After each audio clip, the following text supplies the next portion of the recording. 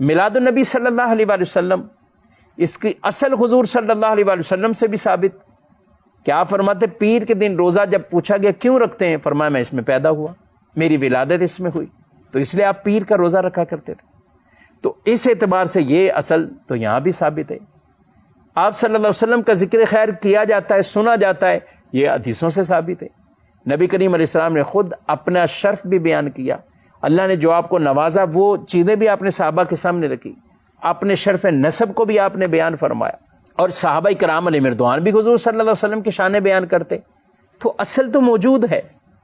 اب اسی کے اوپر زمانے کی تبدیلیوں کے ساتھ ساتھ جہاں اتنے لوازمات اور تبدیل ہوتے گئے تو ظاہر ہے ہر خوشی بھی اس زمانے کے معیار کے مطابق کی جاتی ہے. کسی ملک کا اپنا سالانہ جشن ہو تو پورے ملک کو سجایا جاتا ہے، یا خاص عمارتوں کو سجایا جاتا ہے، سجاوٹ کی جاتی ہے. کیا وجہ؟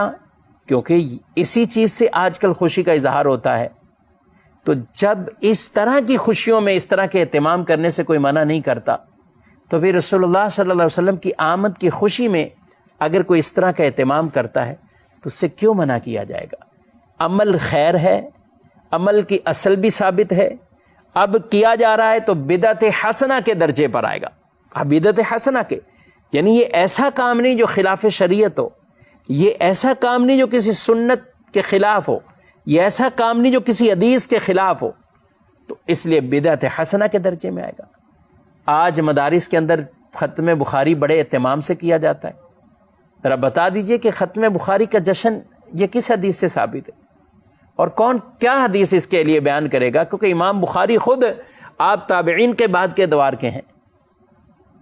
تو جب ایک کتاب کے اختتام پر آپ اتنے جشن کا اہتمام کرتے ہیں اور کوئی اسے منع بھی نہیں کرتا، کہتے ہیں کہ اچھا عمل ہو رہا ہے، اس سے لوگوں کو نیکی کی طرف ترغیب مل رہی، تو اگر میلاد کے نام پر کوئی اس کا اہتمام کرتا ہے، میلاد النبی صلی اللہ علیہ وسلم کے لیے چراغاں کرتا ہے، تو اس کو بھی بدعت سیئہ کہہ کے ختم ہرگز نہیں کیا جا سکتا، بلکہ وہ بھی محمود اور مستحسن کام ہے اور بدعت حسنہ کی کیٹیگری کے اندر آئے گا.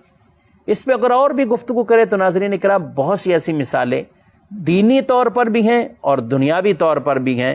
لہذا اصل مسئلہ وہ ضرور سمجھنا چاہیے کہ بدعت وہ بری کون سی بدعت ہے جو سنت کو ختم کرے، جو سنت کے خلاف ہو، جو حدیث کے خلاف ہو، وہ بدعت سیئہ ہے اور وہ بری بدعت ہے. خطبہ عربی زبان کے اندر ہے. اب آج بھی عربی زبان میں جمعۃ المبارک کو خطبہ ہوتا ہے.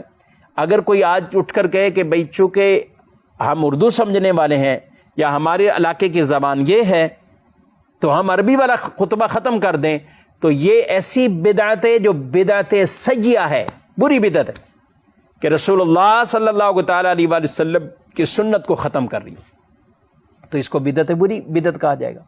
اسی طرح اور بھی کئی ایسی جو بری بدعتوں کی کیٹیگری میں آئے گا، لیکن جو بدعت حسنہ ہے اس کا جواز بالکل حدیث کے اندر اس طور پر بیان کیا گیا، اور صحابہ کے عمل سے بھی ظاہر ہے اور بعد والے اسلاف کے عملوں سے بھی یہ بات ظاہر ہے.